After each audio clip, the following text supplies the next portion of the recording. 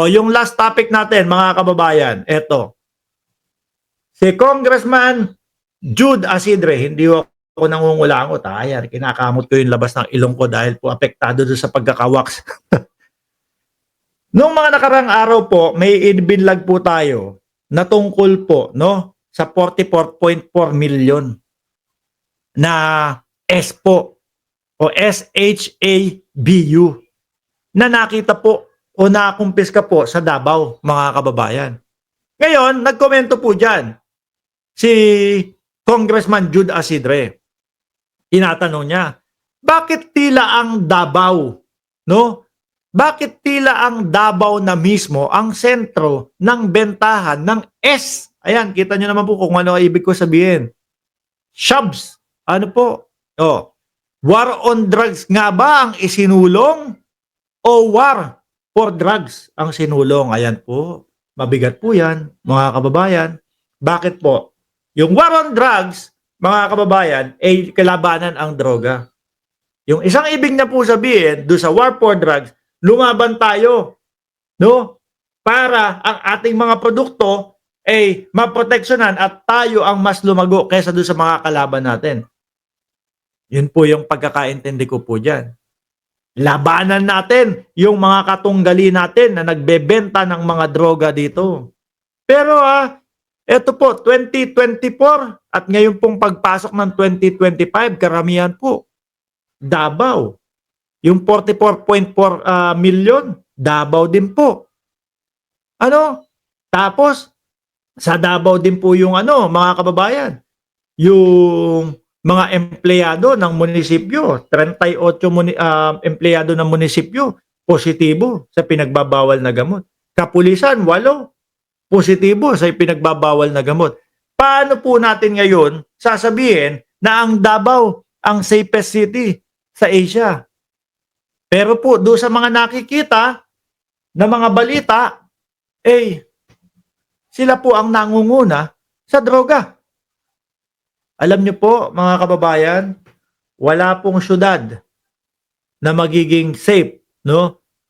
Kung bulto-bulto po ang droga. Kagaya po ng sinabi natin, mga kababayan, tayo po, kaisa po tayo sa lumalaban sa droga. Mga bossing, ayaw po natin sa droga, mga kababayan. Yung sa dating Pangulong Duterte, kaya po ako isa doon sa sumisigaw na oo, tama yan, ganyan, ganyan, ganyan. Kala po natin tama yung kanilang pagpapatakbo ng laban kontra droga. Ang hindi natin alam, may mga sablay po pala. At merong mga wala namang kinalaman sa droga ang mga nangamatay ho. Tapos ang sasabihin lang po nila, collateral damage yan. Ganun na lang po ang sasabihin. Diba? Shit happens. Ganun na lang po ang sasabihin, mga kababayan. Ang publiko ay may karapatang malaman ang katotohanan. Imbis na magpakalat ng fake news, dapat patunayan ni ex-President Duterte na wala siyang kinalaman sa mga drug lord. Kasi yung sa dating Pangulo, mga bossing, kung makikita nyo po, katok dito, katok dyan. Ang huli, yung maliliit. Yung mga kababayan natin na bumabatak, yung maliliit, yung mga pusher na maliliit. Pero yung mismong puno ho, mga kababayan, walang mga naipakitang masyadong balita na ganun. Pero po, dito sa pangunguna po ng gobyerno ni Pangulong Bongbong Marcos, search nyo lang 2024 under government ni Pangulong Bongbong Marcos, drug, kumbaga yung mga nahuli, lalabas po, napakarami po. Bilyon-bilyon, milyon-milyon, ang pinakamaliit ko po yatang nakita, etong 44 million Ganyan.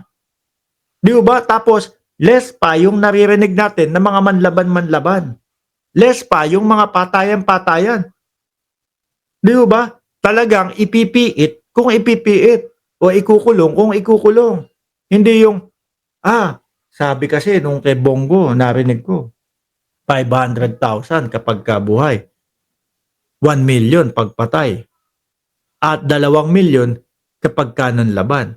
Yung pong mga kapulisan noon, mga bossing, katatakutan natin, miski tayo. No? Kung ikaw papayat-payat noon, kabahan ka na kahit wala kang ginagawa. Bakit? Pagka napagtripan ka ng problemadong pulis dyan, malamang, oy, ito, payat, addict to. No? Yariin ko, sabihin ko, nanlaban. O para may pera ako, may reward ako. 2 milyones. Di ba, mga bossing? Yun yung sinasabi ho natin na maling pagpapatupad nila o maling reaksyon nila doon sa batas. Ngayon po, ang mga natitira nung panahon nila yung malalaki, yung mga big time po, hindi nahuhuli.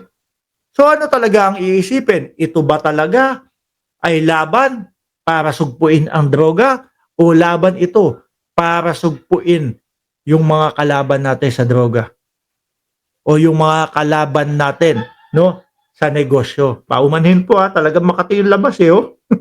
Pagkahatak po kasi nun, mga kababayan. Tapos ang pinakapuno pa po Davao. Oh. Biruin mo, ang dami dyan, yung gawaan ng birth certificate na 1,200 na mga Chinese yung sinasabi na galing Davao po yung birth certificate. Ngayon naman po, ang daming droga. Kaya yung sinasabi nilang safest city, ako hindi ho talaga ako maniwala dyan simulat sa pool pa lang ho na malalakpasan nila yung Singapore. Sa Singapore talagang napakababa po ng krimen doon. Doon talagang miski babae ka o bata, alauna na madaling araw, lumabas ka, wala mangyayari sa iyo, mga bossing. Tapos sila safest city. Tambak ang droga. Tambak yung mga gawaan ng mga birth certificate at kung ano-ano pa. Di ba? Mga kababayan, mismong munisipyo pa, mismong mga pulis pa ho, ang positibo sa kanila. May tama ho yung sinasabi niya dito, mga boss. Na ano ba talaga? Paglaban ba sa droga? Or paglaban doon sa mga kalaban nyo sa droga? Mabigat po yan. Maganda talagang masagot ng dating Pangulong Duterte yung mga katanungan na yan, mga bossing. Ano po? Kaso, problema po natin sa kanila, palagi pong kumbaga alibay, palagi pong may mga dahi-dahilan na lang po, mga kababayan. Anyway, tapusin ko na po ito. Kailangan ko nang umalis. Maraming salamat po and God bless. Panoorin po natin yung TRICOM. Manonood din po ako habang nasa labas ako. Maraming salamat and God bless po sa atin.